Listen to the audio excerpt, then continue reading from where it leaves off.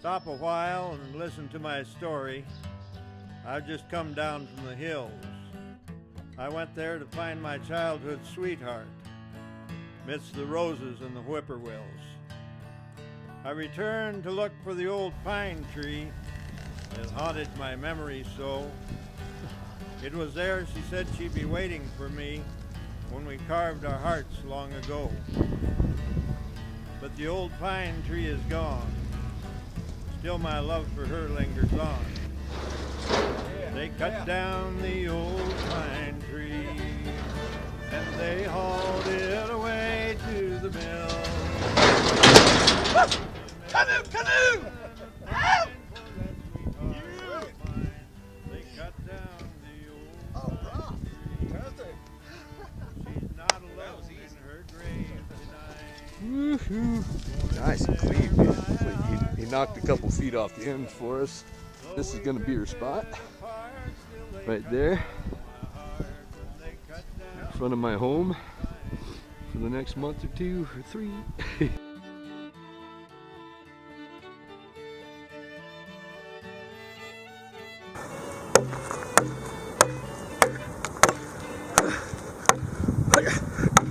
Oh, that's hardwood.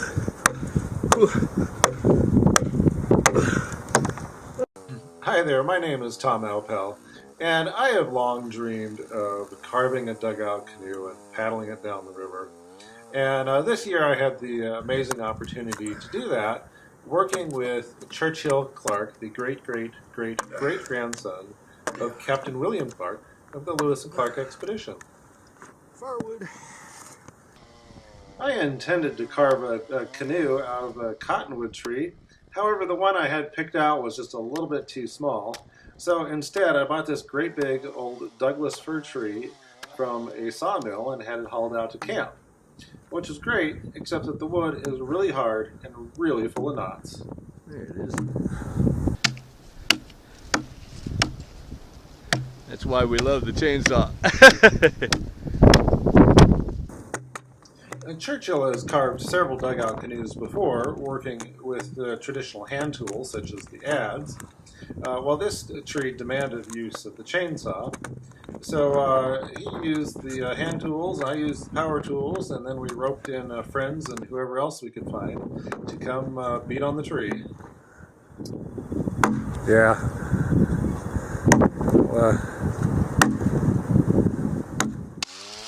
The sawmill had marked one side as the top. Well, Churchill looked at it and decided that was probably going to be the bottom. And so that was really our first step, was to flatten out the bottom while leaving the two ends undisturbed there in case we changed our mind and decided to make that the top after all. Then it was time to turn it over and work on the other side.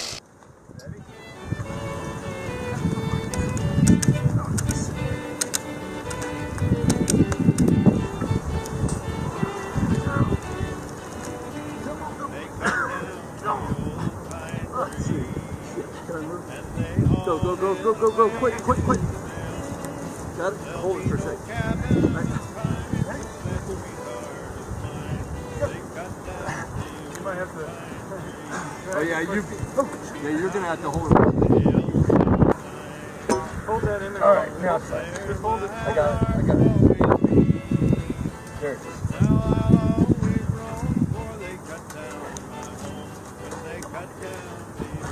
Yeah. Woo! And a girl. All right. Yeah. Good job. It gets easier every time.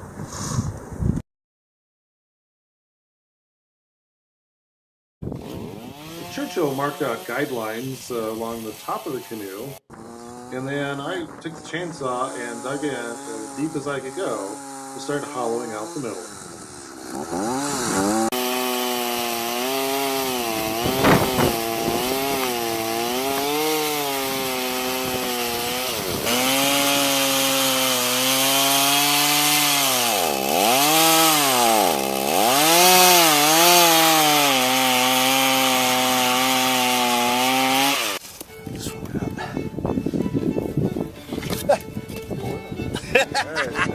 Hey, can you get in yet? You ready?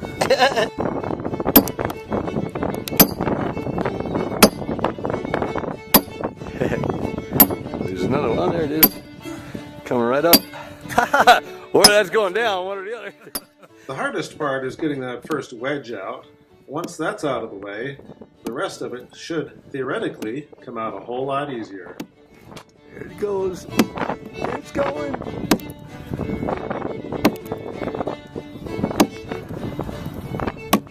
All right. Woohoo! Get there. Practically got a canoe there, Tom.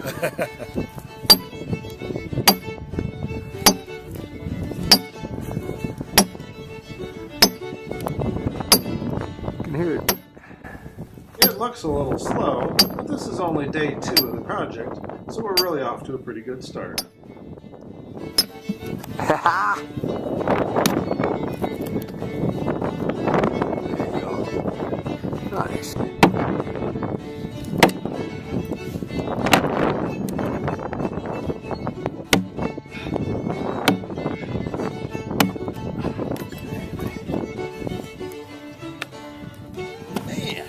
It's getting too easy, Tom.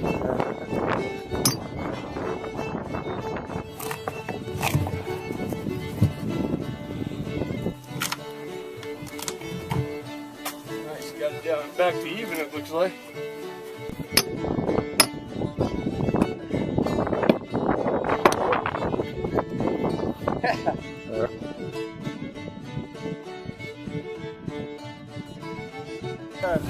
The rough cut is done. Well, inside anyway. There you go, man. Ooh, that's a lot of canoe.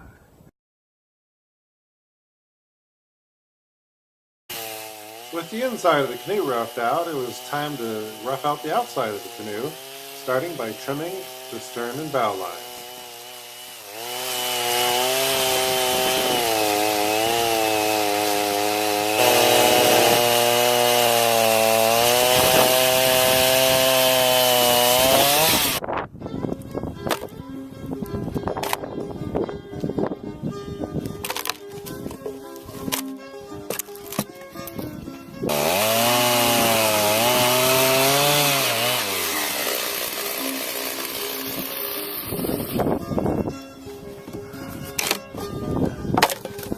Nice.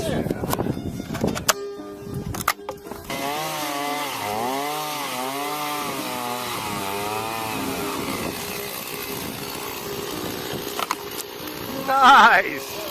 Woo. See those lines cleaning up on the side?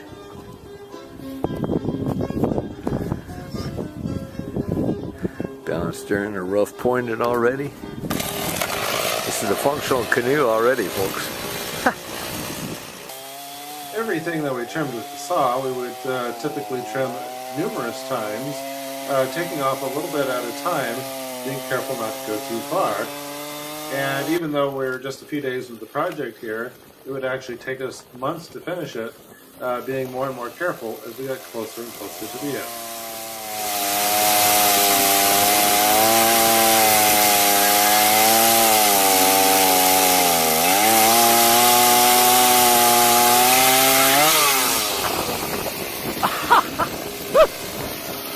Oh, she looks good. Woo. This is the biggest knot on the tree right here.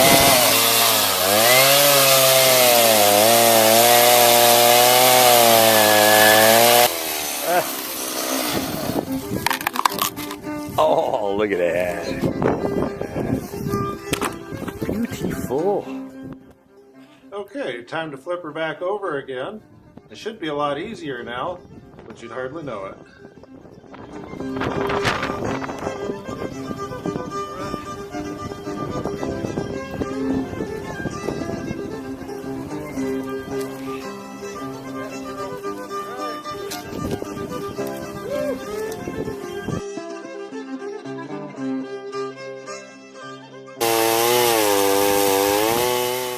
With the bottom side up again, It was time to trim off the hood and tail that we previously left on as insurance in case we decided to make the bottom the top.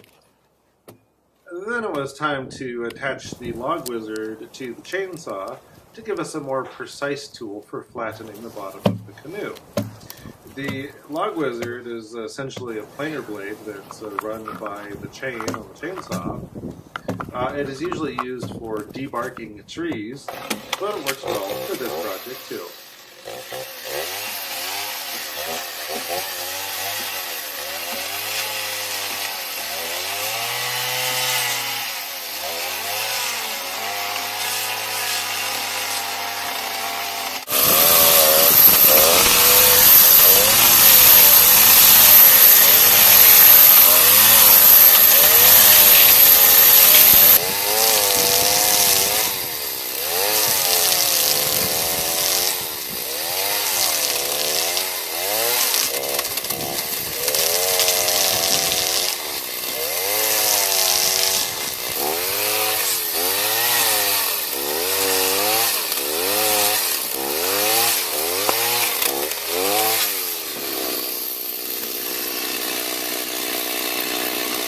The wood is drying. I mean, that sapwood's super dry. At the end of work each day, Churchill oiled all the knots on the tree to prevent them from drying out and cracking.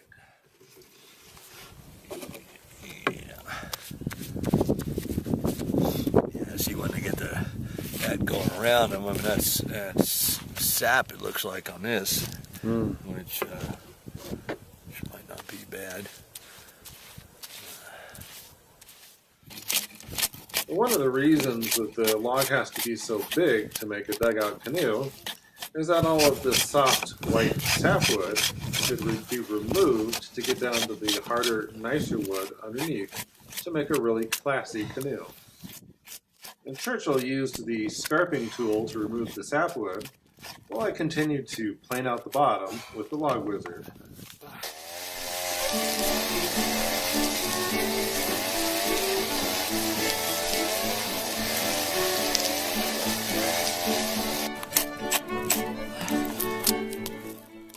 Alright, look at that. This canoe is already starting to show some nice curves.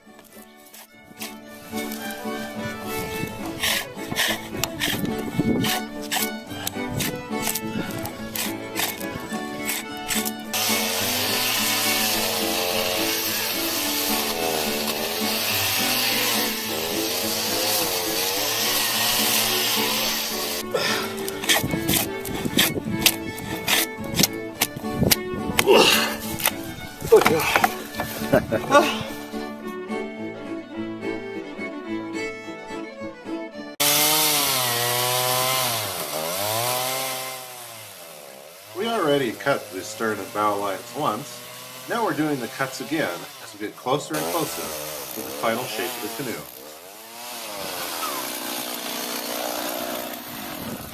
Oh yeah. Yeah. Alright.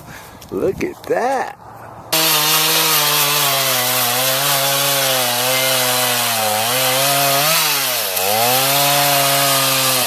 Woo!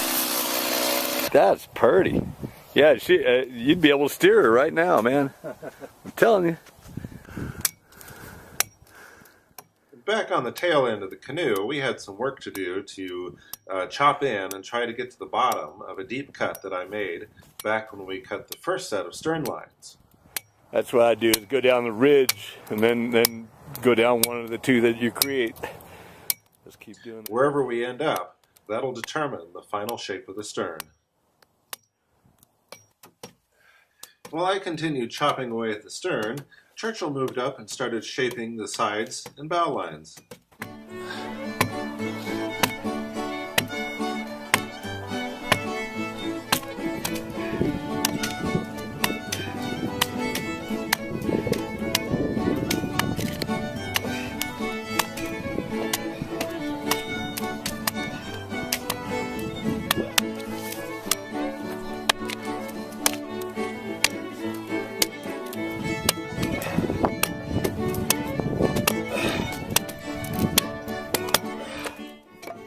Doug fir wood dries and cracks very easily, which is pretty disconcerting when you're trying to build a canoe.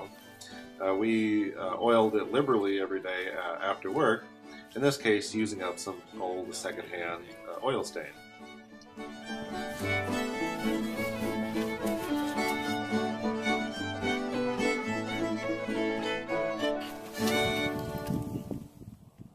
She's still a heavy beast, but at this point light enough that just the two of us can roll her over. Hopefully, let's see. Oh, hey, good. Okay, let her go.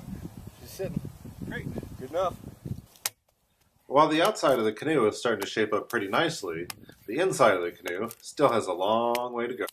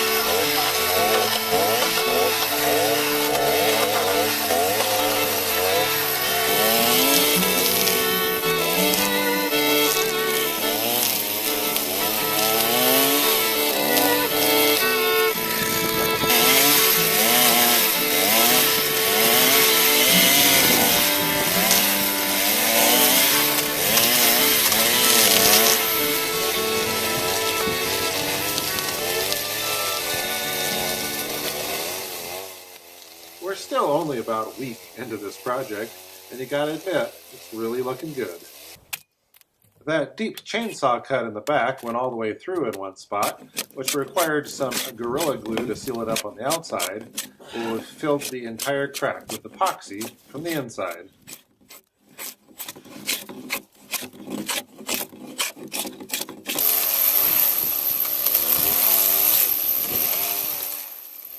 We systematically reduced several thousand pounds of wood to wood chips and sawdust, which we then raked and sprinkled out into the grass, especially where the grass was thin, to serve as mulch to hopefully hold in moisture and encourage the grass to grow stronger. I leveled and smoothed the inside of the canoe with the log lizard, going back and forth, and taking off about a quarter inch of material with each pass through the canoe. I switched back and forth between the log wizard and the adze, using the adze to clean out the corners where the log wizard wouldn't go. The log wizard also came in handy to grind away at those big old knots on the outside.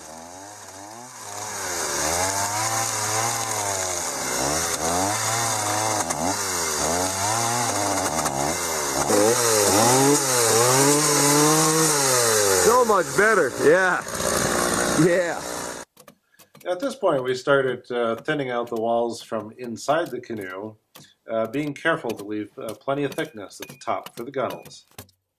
We eagerly shared the project with whoever came along, including some guys from a local chapter of the American Mountain Men.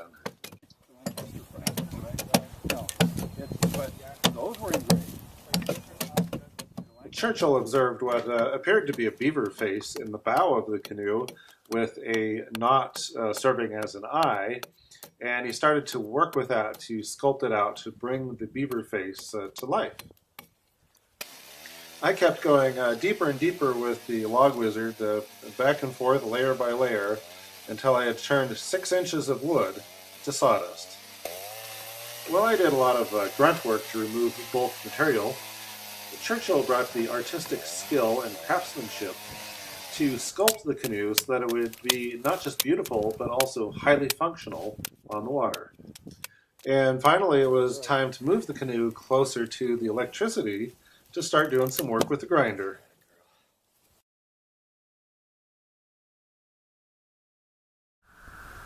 Well, the canoe is really enjoying the moisture. The color's really popping this morning. You can really see her pink color of heartwood. All the yellowish stuff is the sapwood. At this point in the process, it looks like we're down to the finishing details, yet the reality is that the walls are still 4 to 6 inches thick, and the head is a solid block of wood. We still have a lot of material to remove, but we're going to go more slowly and take care that we don't take off too much. The chainsaw marks in the gunnels are left over from the beginning of the process when we blocked out the middle of the canoe. And now Churchill is digging into those, seeing how far we need to trim back the gunnels in order to completely remove those lines.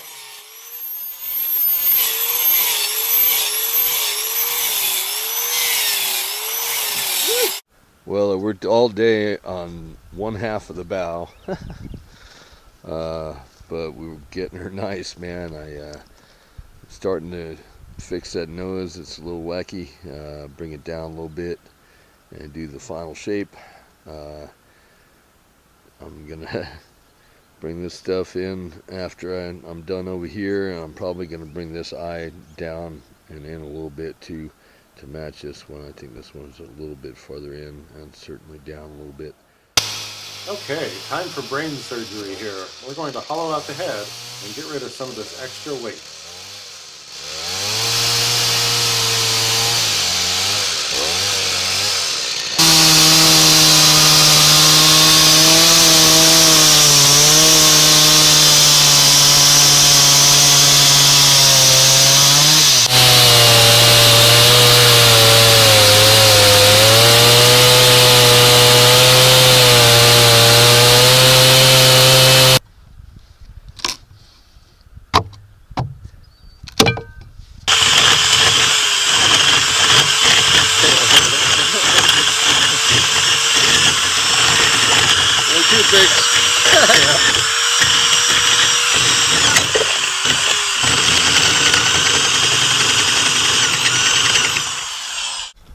Well, we've used quite a few tools getting up inside the bow today. Tom did a great job getting up in there, and I've been waiting for this disc. This is a very special, it's made for a fillet weld to smooth them out, the metal welds and corners of things, and it's got a fully rounded blade, and that's what I need to do the fancy stuff I want to do. And we also hollowed out a little pocket on the tail end to remove a few extra pounds there too.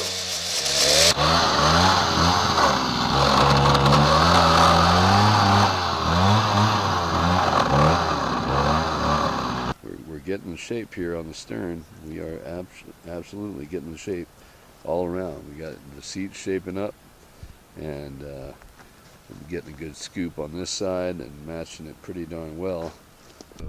But not a bad shape on the stern there, and she is pretty flat. We did leave her like this, but she's got pretty good lines, man. They're pretty symmetrical. A little point on the bow here. I kept working with the log wizard, trying to dig out those corners, which is a whole lot easier to do with the canoe tilted on one side.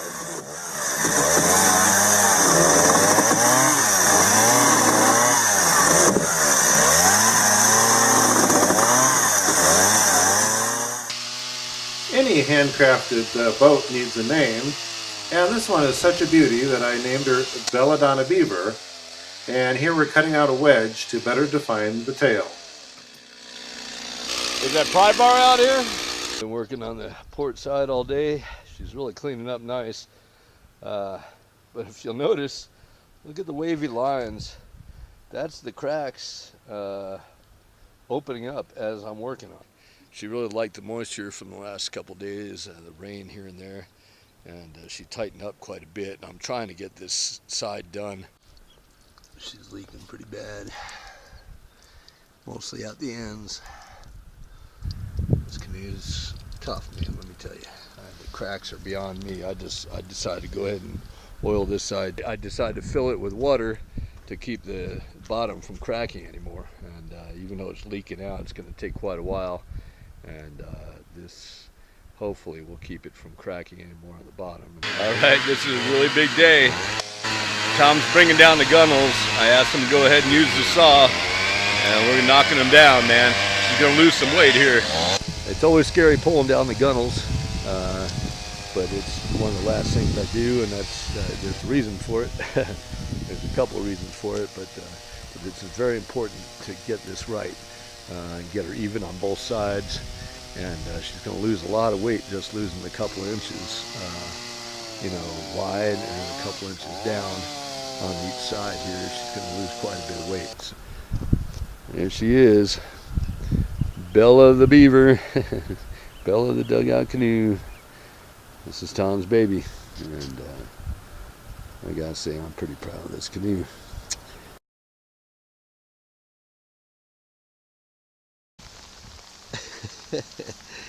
It's gonna be an interesting day. We've got 2 months into this project so far, and now that the mosquitoes are starting to hatch out, it's time to load Bella up and take her up to the house where it's high and dry and there's no mosquitoes.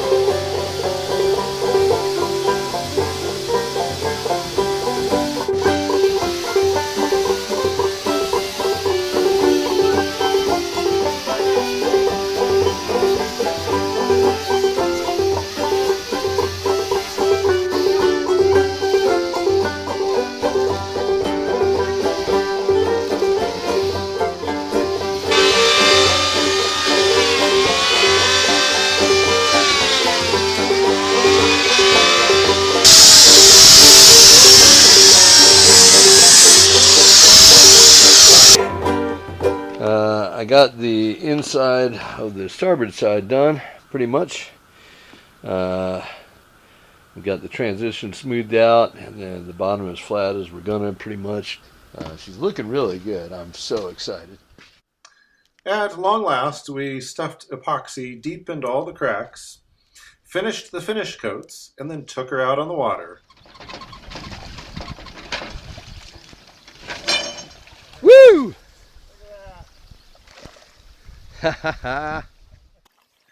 Be sure to watch my video, The Marias River Canoe Trip, to see her maiden voyage down the river. Yeah, I'd say